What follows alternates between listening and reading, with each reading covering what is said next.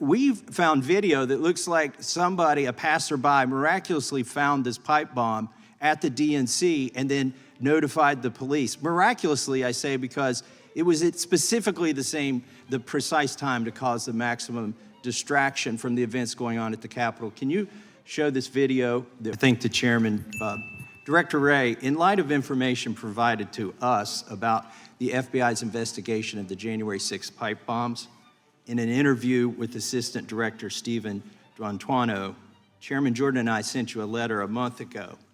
Some of the information that we found in that interview was that phone data that could have helped to identify the pipe bomber was corrupted, was unusable.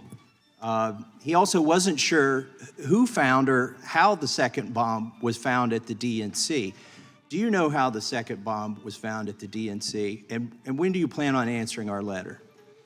Well, as to the letter, I will work with the department to make sure we can figure out what information we can provide. As you know, this is a very active, ongoing investigation, and there are some restrictions on that, but we will do our best. Yes, we can handle classified information, and we fund your department, and so you need to provide that. It's not, respectfully, it's not an issue of classification. It's an issue of commenting on ongoing criminal investigations, which is something that by longstanding department policy we are restricted in doing. And in fact, the last administration actually strengthened those policies partly because— That's not our policy, though, and we fund you, so let's move on. Do you know how the second pipe bomb— can you tell us how the second pipe bomb was found at the DNC? Again, I'm not going to get into that here. 900 days ago is when this happened, and you said you had total confidence we'd apprehend the subject.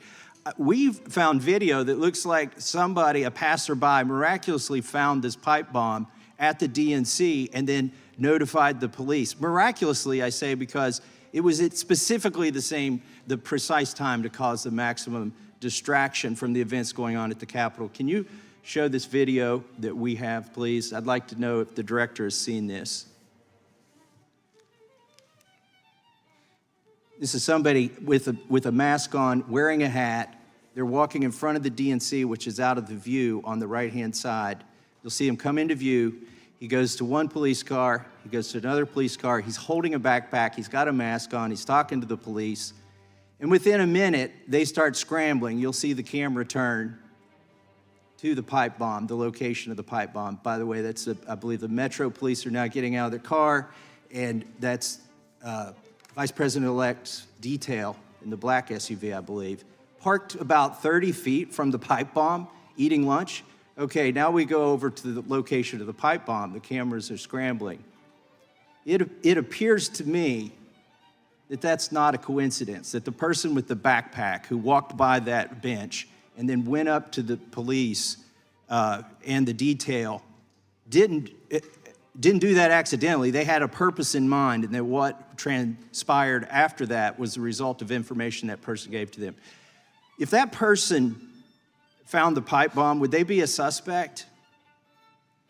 Well, again, I don't want to speculate about specific individuals. I will tell you that we have done thousands of interviews, reviewed something like 40,000 video files, of which this is one, assessed 500-something tips. Have you interviewed that person? Devices. We have conducted all logical investigative steps and interviewed all logical individuals at this point. Then it's 900 days. You need to tell us what you found, because we're finding stuff you haven't released into the public. In my remaining minute, I want to turn to another issue. George Hill, former FBI supervisory intelligence analyst in the Boston field office, told us that the Bank of America, with no legal process, gave to the FBI gun purchase records with no geographical boundaries for anybody that was a Bank of America customer. Is that true? Well, what I do know is that a number of business community partners all the time, including financial institutions, share information with us about possible criminal activity, and my understanding is that that's fully lawful. In the Did you ask for that information? In the specific instance that you're asking about, my understanding is that that information was shared with field offices for information only, but then recalled to avoid even the appearance of any kind of overreach. But my understanding is that that's a fully lawful process. Was there a warrant involved? Again, my understanding is that the institution in question shared information with us, as happens all the time. Did you request the information?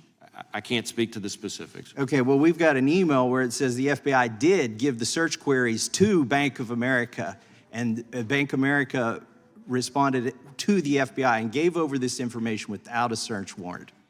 Do you believe there's any limitation on your ability to obtain gun purchase data or purchase information for people who aren't suspects from banks without a warrant?